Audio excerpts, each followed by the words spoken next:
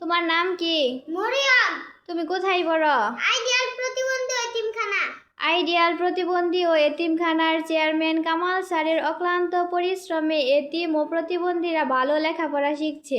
এই বাচ্চাটি এতিম ও মেধাবী ছাত্রী। তুমি আমাদেরকে কিছু ওয়ার্ড শোনাও। About nature